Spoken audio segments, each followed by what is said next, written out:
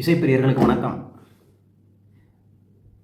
இனிமையான இசையை தாங்கி வரக்கூடிய அல்லது இனிமையில் ஒத்து வரக்கூடிய பாடல்கள் நமக்கு செவியில் படுவனவற்றை கணக்கில் எடுத்துக்கொண்டு எந்த வகையில் அவைகள் ஒன்றோடொன்று பொருத்துகின்றன என்பது பற்றி நாம் சமீபத்தில் தேடி வருகின்றோம். கிடைக்கக்கூடிய எண்ணிக்கையிலான பாடல்களை நாம் தேர்ந்தெடுத்து அதனை தெரிந்து கொண்டு அந்த இனிமைக்கான அடிப்படை என்ன என்பதை பற்றி கீபோர்டை வைத்துக்கொண்டு நாம் தேடி பார்த்து உறுதிப்படுத்தி அது என்னென்ன ஸ்வரங்களை கொண்டுள்ளது என்பதெல்லாம் நாம் தற்போது பின்பற்றி வருகின்றோம். அதையே தான் இன்னும் தொடர்கின்றோம். இன்று செவியில் படக்கூடிய சில பாடல்கள் அதிகமான எண்ணிக்கையில் இல்லை, மிக குறைவான எண்ணிக்கையில் ஒரு சில பாடல்கள் ஒரே மாதிரியான சாயலை கொண்டிருப்பது நமக்கு தெரிய வருகிறது. உதாரணமாக கண்டு கொண்டேன்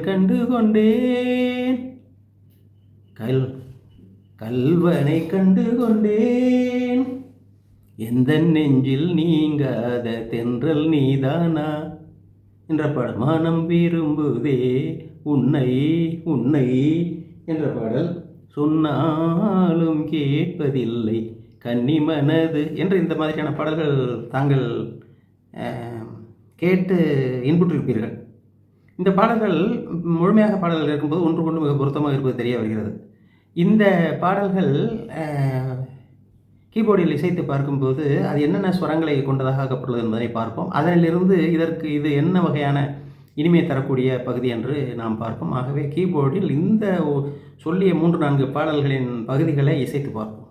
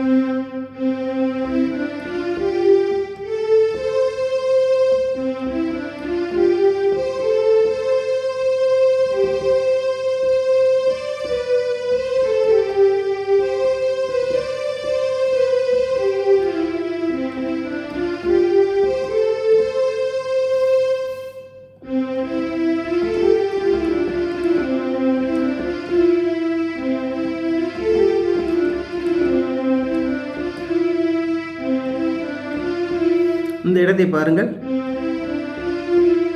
ஒரு முக்கியத்துவம் வாய்ந்ததாக தெரிகிறது. இந்த இனிமைக்கு காரணமான இந்த இடம்தான் குறிப்பாக இந்த தொகுப்பில் வருகிறது.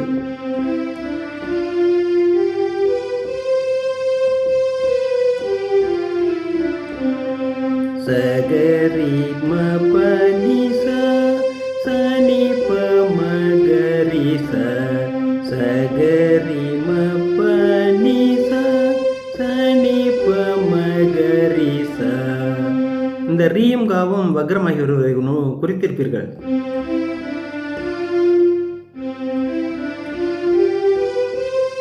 ஆகவே இங்கு 6 ஸ்வரங்கள் கணக்கில் வருகின்றன. சகரி மபனி 6 என்றால் ஷாடவம். மேலே ஏறும்போது ஆரோகணத்தில் வக்ரமாகி வருகிறது, அவரோகணத்தில் இயல்பாக வருகிறது.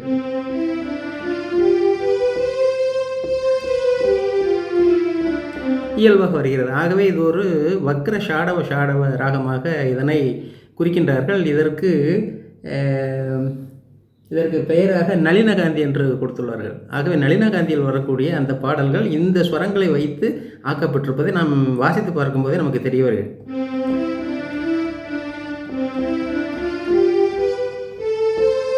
கண்டு கொண்டு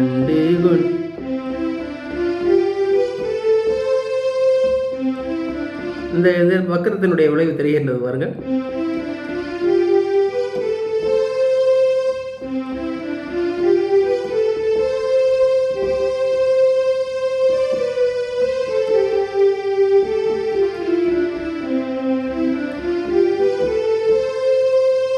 அது அன்பர்கள் இந்த குறிப்பிட்ட தைவதம் மட்டும் விடுபட்டுள்ளது. தைவதத்தை மட்டும் விடுத்து ஒரு வக்கரத்தை பெறும்போது குறிப்பிட்ட வகையான இனிமையை தருவதை நாம் இந்த பாடல்களின் வாயிலாக அறிகின்றோம். இது நளின காந்தி என்று பெயரிட்டுள்ளார்கள். ஆகவே இன்னும் அநேக பாடல்கள் இருப்பதை தாங்கள் இன்புறும் போது அதனை கணக்கில் எடுத்துக்கொண்டு அதன் ஸ்வர அமைப்பு ஒத்து வருவதை தாங்கள் முடிவு செய்ய முடியும். ஆகவே இன்று நாம் பார்த்த இந்த எளிமையான இந்த ராகம் நளின காந்தி சகரிம பனிச சனிபம மகரிச என்று எளிதாக இங்கு வருவதை நாம் அறிகின்றோம். இதுபோலவே இன்னும் ஒரு சில இனிமையான ராகங்கள் இந்த சரசாங்கி என்ற தாயங்கள் வரக்கூடியதை பார்க்க உள்ளோம். அடுத்து வரக்கூடிய எபிசோடுகளில் அது பற்றி பார்ப்போம். நன்றி, வணக்கம்.